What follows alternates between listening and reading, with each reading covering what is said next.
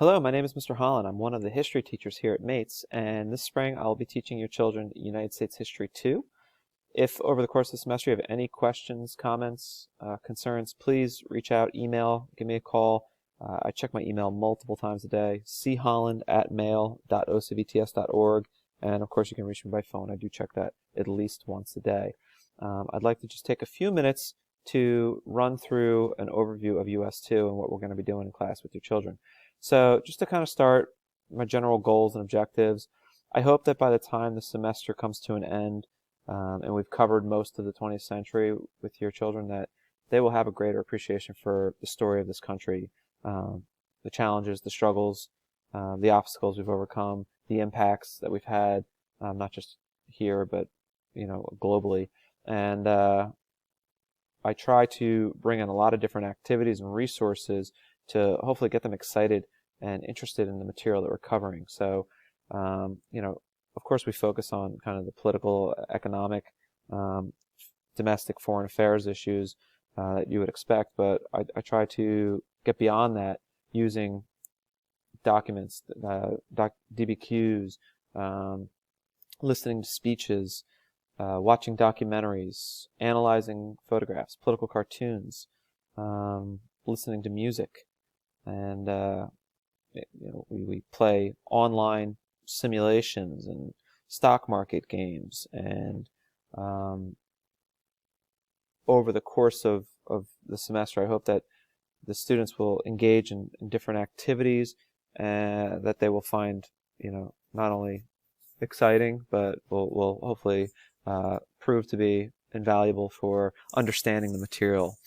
There's a number of themes that I kind of go through and teach the course with, and I think they'll have a greater depth of understanding for the challenges of themes like immigration and diversity that we've faced and struggled with throughout American history. We'll look at America's place in world affairs throughout the 20th century, economic opportunity, science and technology, which is something that students, particularly here at Mates, are more geared and excited to learn about, civil rights, states' rights versus federal.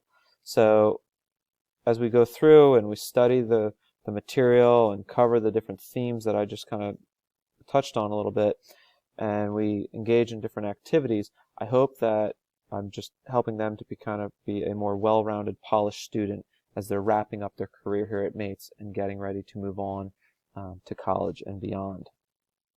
So the course itself, I mentioned, covers the 20th century. We start just prior with the age of imperialism. We'll be covering the Spanish-American War and then analyzing the first several administrations of the 20th century, Teddy Roosevelt, Taft, and Wilson, looking at their foreign policy. We then kind of cover things topically. We cover World War I.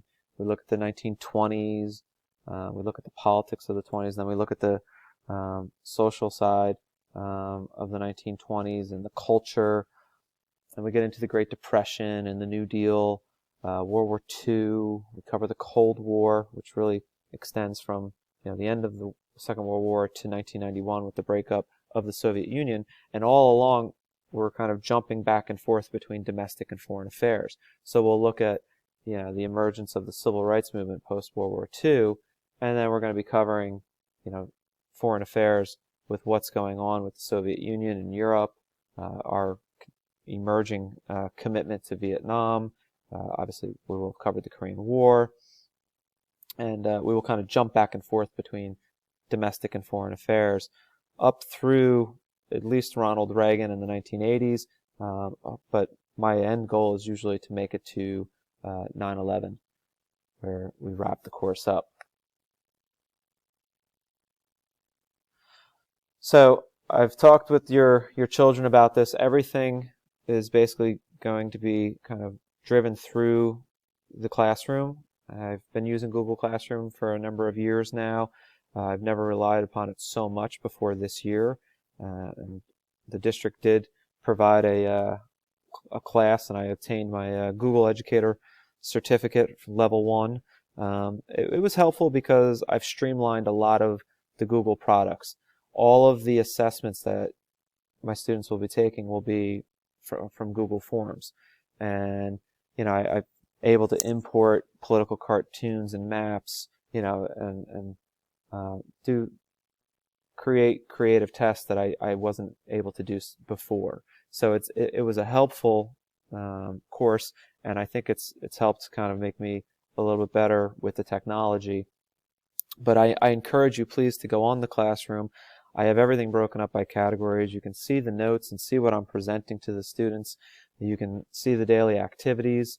And again, if you have questions, please, by all means, reach out. Supplies, I asked the students to keep a notebook. They will be required to upload pictures of the notes that they're taking, especially my virtual students. I try to, for the most part, other than notes, go pretty much paperless. So a lot of the, thanks to Google, again, a lot of the material I can scan. Students can fill out in Google Slides and edit it and then send back to me. So there's never, so there's no paper, which is nice and easy to streamline everything. The grading system is points, and it's just a rough idea of kind of generally what the point system, how it's broken down. Point system are subject to change, and it is important, and I do emphasize this to the students, late assignments will lose 10 points for each day they are not turned in. And then finally, my expectations are high, just like any other school year. I understand these are unprecedented times that we're teaching through, and I am definitely going to be more patient and understanding with the students. They've had a difficult year with online learning, but I do want to give them the most complete survey of American History 2 that I possibly can. So I do have high expectations to cover as much material and to give them as good of an experience as I would any other year.